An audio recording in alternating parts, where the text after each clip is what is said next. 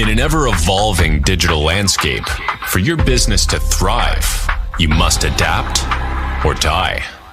Welcome to Marketing in the Age of AI, the podcast helping you harness the power of AI and marketing tools to revitalize and grow your business.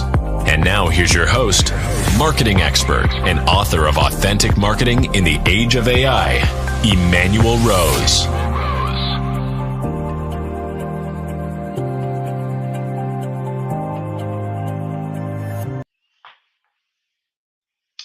Welcome to this episode of Marketing in the Age of AI.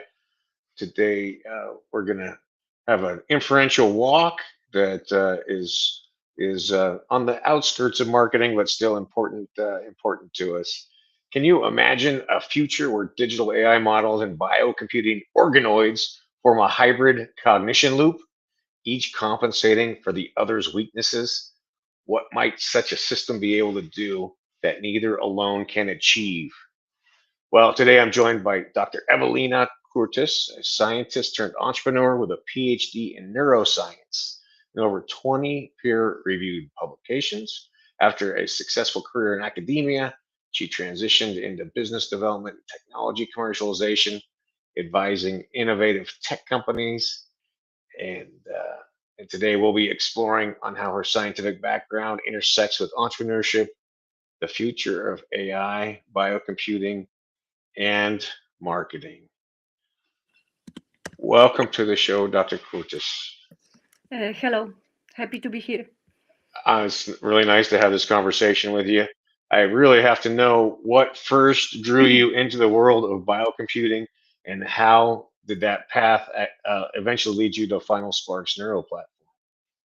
So I did my research in neuroscience, as you mentioned, because I was always fascinated with the human brain. And after, when I started to work in industry, I discovered the world of artificial intelligence, and I realized how many possibilities it can bring. I became fascinated by this. So I studied a little bit about AI. I started to work on commercial applications of artificial intelligence. And later, I was also, of course, going to many events, conferences. I was at the time in London, which was a perfect place to learn about AI, also from the events. And I met the founders of Final Spark at one of the conferences in London. And I became also fascinated with this project because it's a combination of neuroscience, what I know from academia, and engineering, what I know from industry. So this is really perfect combination for me. I love it. Well, just if we step back one step back, and we say, can you help us understand what biocomputing is? So biocomputing is a combination of neuroscience and computing. So we try to make computation on living neurons, on real living neurons, the same as we have in our brains. And it's a normal thing to culture neurons in vitro on the dish in the laboratory. But usually it's done. This is done for biomedical research, for drug development, for example, and we use the same methods of culturing living neurons, but for different purpose, because our purpose is to build computer so that we can send some signals, some input into neurons, and we want to receive also output, the answer, and we want that this will make sense, like in the computer today we have. Everyone of us is using. So it sounds a little fantastical to those of us who are not in that space. So can you give me a 10,000 foot view of how that actually works compared to a solid state chip? So actually, it works in a way that we have living neurons in the form of 3D structures. We use such a little blob of cells. They consist of around 10,000 neurons each, and they have around half millimeter diameter. And we put them on the electrodes. So that in this way, we can send them electrical signals, and we can also measure the response. Also on our website, on the finalspark.com, you can see the section live, and you can see this in real time, how we measure the signals from neurons. And also in our brain, in nature, neurons are communicating in two ways, through electrical signals and through chemical signals. Actually, at the end, it's all chemical because also the electricity changes is also due to some chemicals changing on the membrane. So, but basically, we in the lab, we can measure electricity coming from the neurons, and we can send them also electrical signals, and we can also send some substances, chemical, such as neurotransmitters. For example, we use dopamine in our lab, and this can also change. These are things to stimulate neurons, and our objective is to change their behavior so that we can program them. So, for example, we send them some input, and they will learn how to make output, similar way as GPUs and CPUs. So is there a storage unit like random access memory or a hard drive? How does that? This is also a good question. One of the big difference between living neurons and digital hardware is that in living neurons, memory and processing is the same. It's in the same space. So that's Okay. also a big save of energy, but everything in nature is very efficient, of course. So so this is actually processing and storage. However, of course, when we look at the human brain, we can have idea that brain is not really like super with super huge memory. The biggest advantage of the brain is efficient processing of information, especially complex one. So but the storage and the processing is in the same space. Wow, in that's neurons. And amazing. actually, how maybe I mentioned this also because it's important. Neurons are plastic, we call it, and also our brain is plastic. So when we learn, the connections between the neurons are changing. So our brain rewires. And also it's the same what we want to achieve in the lab is learning. So we want store and process some information. So that means also that neurons, the connections between neurons will also be rewired. Right. Yes, this brain plasticity, right? That's how I understand Yes, it from exactly. psychology, right? So we're building Yes. neural pathways between the neurons. Absolutely. And in psychology, we look at the result, which is our behavior, which can change. But Yep. at the heart is the same thing, that the connections between the neurons are changing. All right. So the ultimate vision would be that we're going to have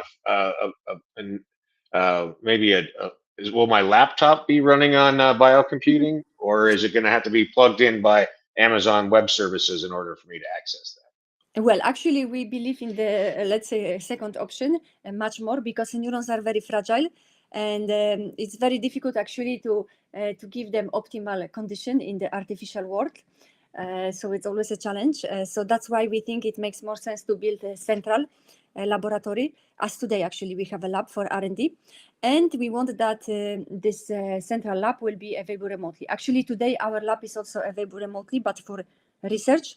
But in the future, we want that it will be kind of like bioserver, so that it will be available remotely. Like today, you can connect to cloud computing, and remotely you can get cheap computational power, because that's important to say. That's the whole point of doing this, is because neurons are 1 million times more energy efficient. 1 million. So the difference for the user, hopefully, will be that, no difference for the using the software, but it will be just much cheaper. So, for example, we will be able to run LLMs using 1 million times less energy. Which is a significant instance, because just today we saw a big nuclear power plant deal being signed between the US and the UK, right? Absolutely. Because actually there are two ways, to solve the current kind of crisis for the energy which is needed for AI. So either alternative energy sources or alternative computing. So we work on the second. Okay, so it's a beautiful vision in terms of saving energy, so we can continue to develop these AI tools to make our lives simpler. If let's just say we're on the 100-yard dash, where is Final Spark in terms of being able to access it by AWS to run my AI software for my marketing campaigns? So we are in an early stage. So far, we were able to store 1 bit of information in our neurons. So this is very little. So this is very beginning. We are also currently self-funded. So we are a small team of 6 people. Everything is going slowly. But we expect that we are also talking to investors. We are seeking 50 million Swiss francs, which is around $50 million. And we expect that with this money, we can accelerate our research. So we expect that once we accept the investors, we will be able to build a biocomputer, bioserver within 10 years. That's the Okay. idea. So, yeah. Wow. That's interesting. So, I guess where is it? Is it a space, or is it where's the money going to go in order to develop the biocomputing? Well, What's the plan? mainly into the people, and because that's the Okay. biggest challenge always. I think the progress of technology depends on how many people are working on this, and that's the most important. So we will have to increase the team, and the rest of stuff is not so much, let's say, expensive. Paradoxically, having the lab is not the biggest expense, but the biggest Yeah. is the people. We need very specialized people, very multidisciplinary team, and Yeah. that's of course always expensive. Sure. Still need the human brains, right? Mhm. Yes, Uh, yes, absolutely. Real brains to work on that. Yes. well, let's see. So, what's the source material for this biocomputing? So we use human neurons. And why it's possible is because today we have methods that we can get stem cells from human skin, and from Okay. the stem cells we can get theoretically any type of cells we want, including neurons. So that's the way. And actually, this is also very great scalability because we can get huge amounts of neurons in this way. Yeah. And so, are some of your skin cells in there in the computer right now? Sorry, what? Some of your skin cells No, no, no, part of the no. project? No. Actually, this is a bit well. Actually, funny because you can. It's commercially available, so you can just buy stem cells from human Oh, skin. okay. Also, for us, it would be rather dangerous because you should not work with your own cells. This is because in case they would get to your body, then your body would not recognize them as stranger cells because they would have exactly the same DNA, and Yep. that could cause problems. So working with your own cells in the lab is not a good idea. Okay. I'll keep that in Especially that mind. we want to play with viruses at some point. We don't do Yep. this yet, but then it would be even more dangerous. That would be very, very bad. But you Understood. can just buy them. I Yeah, it understood. solves a lot Okay. of problems also because some of the process is already solved, so we don't have to worry about this. Interesting. And how about the besides the ethical part about not working on your own skin cells, what are the other ethical situations that you're running into with biocomputing?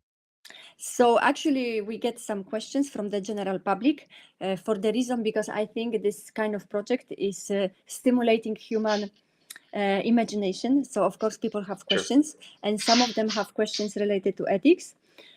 Some people ask if it's okay to use living neurons, and what is the border between organism and human. So these are important questions. So that's why we reach out. We put a lot of effort to reach out to philosophers to encourage them to work on this kind of topics, which is, I think, interesting because Yes. it's a new field. So it's Right. bringing new questions, and we are absolutely not really competent to answer them. Of course, ethical side. So we hope philosophers can help us. I like that. You're going to stay in your domain, the scientific part, right? Yes, absolutely. Okay, fair enough. How about that fear that AI gets together with the biocomputing and it creates some kind of a humanoid with an AI brain? Is there any viability to that? I think it doesn't really matter because the general biggest threat currently on AI is that it can become smarter than us, and in this case, we have to make sure that it will not go against us. But this really doesn't matter if it's a biocomputer or a digital, because it's all about the level of intelligence, and that's really the most important. So I would say this problem is general, not only for biocomputing, but for any type of computing, especially when it becomes very intelligent, that we have to make sure that they have right value function and that they follow our values, which I heard is very difficult. Some experts are scared that AI can turn against us one day. Yeah, again, it's some things that we have to work out moving ahead. Yes. So the positive side though is the power consumption is much less than physical chips. Yes. How about the speed compared to physical chips? No, the speed we shouldn't expect a lot. Actually, that's why biocomputing would be good for tasks where speed is not crucial. Uh-huh. That's interesting.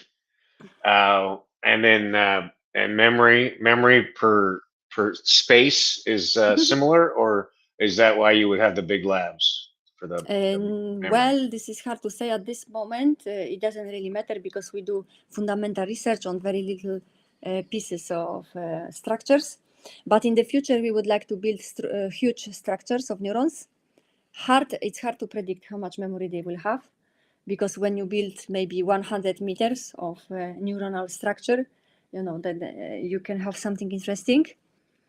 But generally, I would say digital computers have enormous memory, and probably that will not be the biggest advantage of biocomputer. Interesting. Okay. What else? What questions should I have asked you that I haven't yet about biocomputing? I don't know how many users we have, because our lab Yeah. Oh, yeah. is Okay. available remotely, which is a very interesting thing. Yeah. Because during COVID, our scientists, they wanted to keep on doing experiments, so they had to develop stuff for working remotely. So today you can access our lab through the internet browser. You can write code in Python, and this will be, you can do everything with that. You can run the experiments, collect data, analyze everything. So many people work with us and they have never been in our lab. So that's interesting. And we have 10 universities from all over the world working with us. And we also have first commercial clients, which is very interesting thing. This technology doesn't work yet, but it's similar like with quantum computing. We have also companies which are making money already with quantum, although it's not working, but people want to know the basics, how it feels. Even if it doesn't fully work, people just want to play with this. So similar with biocomputing, people pay us to get access to the lab and to try to program living neurons. So these are more fundamental researches in signal processing of neurons, but we are very proud that we have already such an interest that even we have commercial clients. Yeah, that's amazing. And so you can work with neurons remotely wherever you are with some test projects. That's awesome. Yes, and this is fantastic. Yes. What project are you working on right now on the computing side?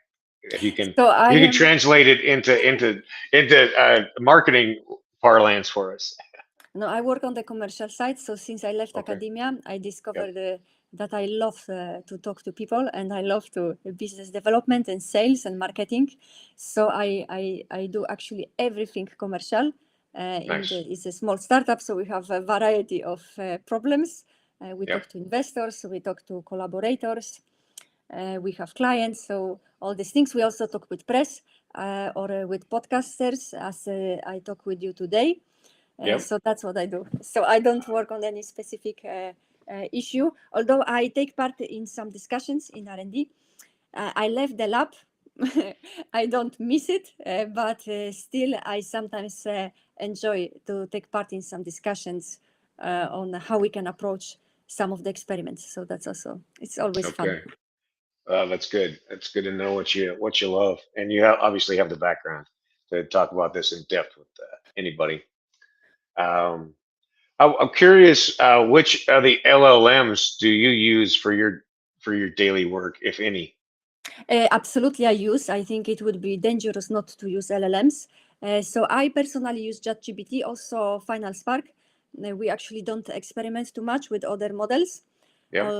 Although I heard some opinions that some of them are better for coding, other for other tasks. But I'm using ChatGPT. I have also subscription.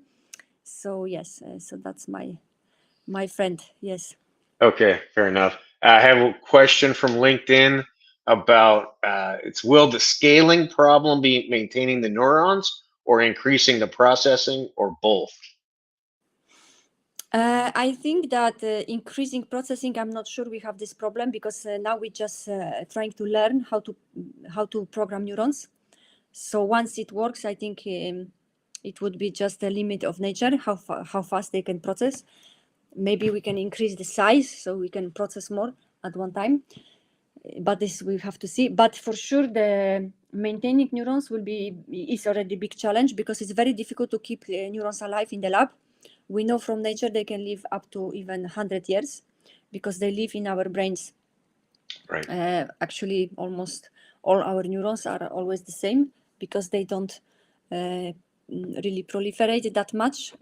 In some regions, you have new neurons, but most of the neurons you get, you stay with them all your life. So they can live long, but in the lab it's very difficult to keep them for such a long time. So that's a challenge. For now, we can keep them alive on the electrodes for 3 months, which is actually really good. Like for the industry standards, is really long. Interesting. And so then are you able to then download that information from neuron to neuron, or do you have to start from the beginning? No, so far we were able to store 1 bit of information, so Right. very little. Yeah. So now it doesn't matter, but yes, absolutely. In the future, we hope we will be able to do this, that we can take, if one neuron will, let's say bunch of neuron will die, we can transfer everything to another one. Right. Yeah. That's fascinating.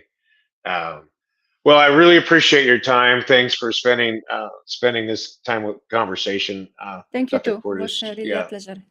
And we'll make sure we get your information for Final Spark and your LinkedIn connection. Yes. Is that the best way for people to connect with you? Yes, it's always perfect. Okay. Yes, it's a good way. Okay. Well, thank you so much, and thank you too. I look forward to having you on again in a year and see where you've gotten. Thank you. Okay. Have a great night. Well, what an amazing change that we will hopefully see in the next 10 years or shorter.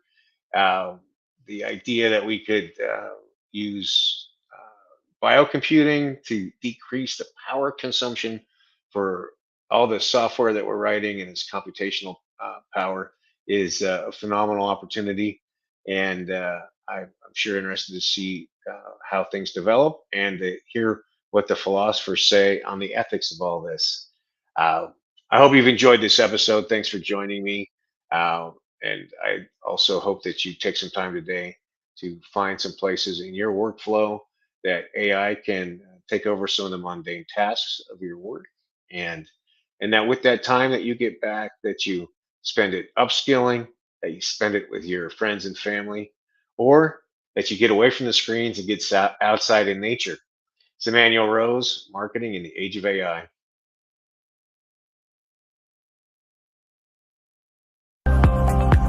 Thanks for listening to Marketing in the Age of AI. Be sure to subscribe wherever you heard this podcast so you never miss a future episode. Your copy of Authentic Marketing in the Age of AI is available at Amazon.com or EmmanuelRose.com. You can also connect with Emmanuel on LinkedIn. Thanks again for listening.